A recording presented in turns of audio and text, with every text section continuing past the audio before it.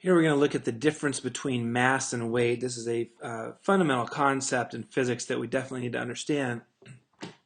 Mass is the amount of matter in an object. So that is not going to change for an object unless some matter is removed or added onto the object. So no matter what location a person is on, their mass is going to stay the same. Your weight, however, depends on the gravitational pull on that mass. So your weight can change if you go just to different locations. So your mass will stay the same, but if you go to a place where the gravity is greater or less, then you're going to have more or less weight. The gravitational pull on the Earth, we should just mention, is 9.81 meters per second squared. Or a lot of times we just kind of approximate it as 10 meters per second squared. And so this is the gravity, and so the equation that we're going to use to figure out weight is fairly simple. It depends on two things. Your weight depends on your mass, but it also depends on your gravity, or wherever you're at, the gravity, acceleration of gravity at some location. And so here, if we have like a 20 kilogram person, 20 kilograms, we put in the 20 for the mass, and we would put in 9 or 10, approximately 10 for the gravity, and the weight then would be 200. Now 200 what? What are all the units for these? Well, we did this in the derived unit video. Mass is in kilograms and gravity is in meters per second squared. So we get a kgm per s squared, which is an ugly, cumbersome type of a unit, and so we know that this was renamed as 1 Newton.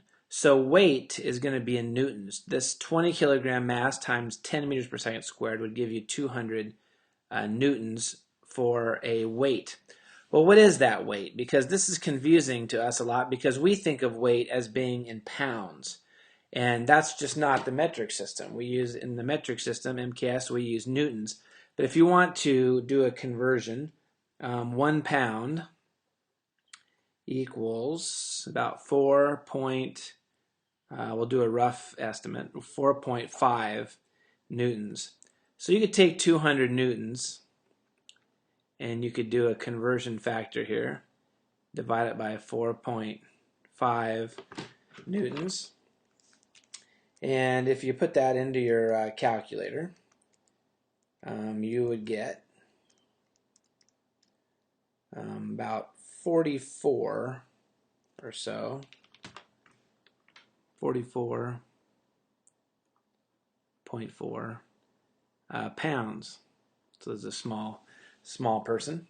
Okay, so you can figure out its weight in pounds if you use this conversion factor. But we always have our weight be in newtons all the time. So that's kind of important to remember that there. Okay, let's look at a chart here that we have for various planets. You'll notice they have different gravities. So if we go to these different places, we're going to weigh something different. You'll see here there's a 9.798, which we call 9.81 as we round off to. But there's different locations here. So the moon has about 1/6 the gravity, or 1.62 is the surface gravity on the moon. So if I had a 20 kilogram person, weight equals mass times gravity, so I could have my 20 kilogram person, and I could take it times any one of these gravities to figure out the weight on that particular planet.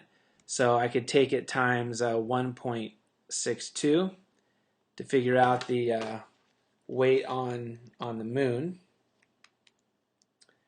which would be about 32.4 newtons. Or I could take the 20 kilogram person and look at them on Jupiter, where it's basically 25, we'll say. Okay, we'll round that off just a little bit there. And so this person would weigh 500 newtons on Jupiter. Now remember, we could convert this if you want to thinking this in pounds. we convert both of these by dividing by 4.46 newtons, which equals 1 pound. 1 pound, 4.46 newtons. And so on the moon, a 20 kilogram person would weigh like 7.3 pounds. Not much at all, obviously. And then on Jupiter, you would weigh about 112 pounds. Keep in mind on Earth, this is on Earth is 20 times basically 10, so that would be 200 newtons. So on Earth, even here, we're only talking about if you convert this, divided by 4.46 newtons, we're talking about like a 45-pound person. 45-pound person on the moon would only weigh 7.3 pounds, basically 1/6 of what it weighs on the Earth, and then we're over double the amount that it would weigh on Jupiter. So here's an example of the mass of this object or person never changed. It's always 20 kilograms, but on various planets, the weight can always change. So the weight is dependent not only on your mass, but it's also on the gravitational constant.